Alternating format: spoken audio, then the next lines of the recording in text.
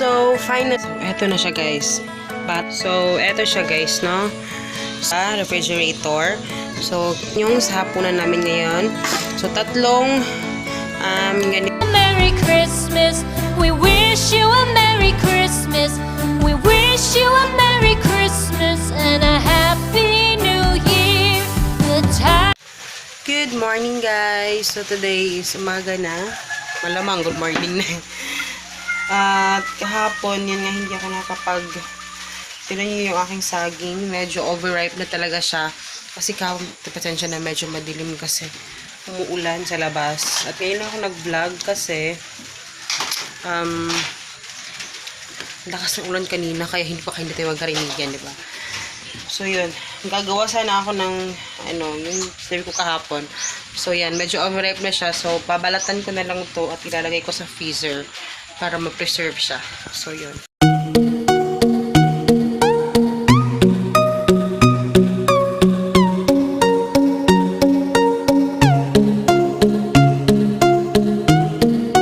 So, eto na siya, guys.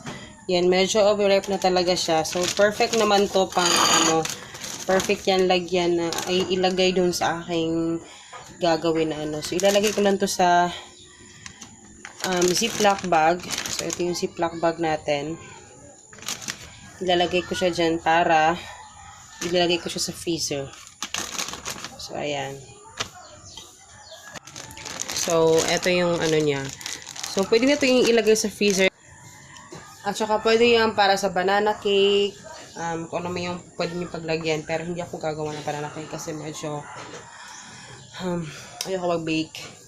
Pero, yun. So, wala akong ginagawa ngayon, guys. Nakapaglinis na ako ng kwarto. Tapos, mag-i-encode lang ako ngayon ng mga stuff. Kain na, be? What? Kain! Yung aking anak, pinapakain niya ako nito. Ito na yung pinapakain niya sa akin. Ito yung mga may buhok pa. Ito yung pinapakain niya. Ano ba to?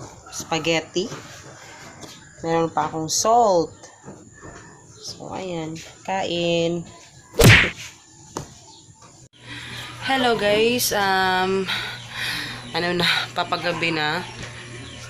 Hapon pa naman. Hindi pala papagabi. Hapon pa. So, ayun. Nagluluto ko ngayon ng pasta. Kasi, problema ko ngayon is wala kaming bread. So, papabilhin ko na lang si Papa ng bread. So, yun. Tapos, yung gagamitin ko is yung ito, yung flico na, yung sa, napanila ni Papa na pasta sauce. Ayan. Tapos,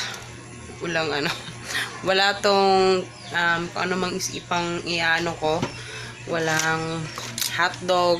As in, yan lang yung ilalagay ko. Yung brown pork lang at saka itong kondensada. So, yan. Just lang. Plain lang talaga siya. Wala kami pakialam kung ano yung dapat ilagay. Pero, plain is okay na sa amin. So, yan yung hapunan namin. So, spag. Actually, sa Friday pa talaga yan. Pero, ayun ko lang siya lulutuin. So, ayan. So, finally, natapos ko na rin yung aking ginagawang pasta. So, eto na siya, guys. Para kaming magpi-fiesta. Alam niyo ba kung gaano kalaki to? Ang laki niyan, guys, na lalagyan. Tingnan nyo. So, kami lang tatlo, ha. Pero, para kami nagpi-fiesta. Ganyan kadami. Kasi ilang ilang kainan. So, ginagawa ko siyang bulto ko siyang niluto. Tapos, yun yung aking mga hugasin. So, ganyan yung ginagawa ko, guys. Para mas makakatipid ako sa ground pork, sa gas, tsaka sa condensed milk. So, yun, maraming tipid. So, ayan, eto, magbibigay lang ako ng sa kanila, sa kabila. Yung sa mga kapatid niya. Konti lang naman binibigay ko. Just, joke lang. Ang dami kaya nito. So, bibigyan ko sila. Tapos, yun, hahati-hatiin ko na lang yan. Kasi, pag hindi ko hinati-hati yan, guys, hindi yan titigilan ni Papa. Okay.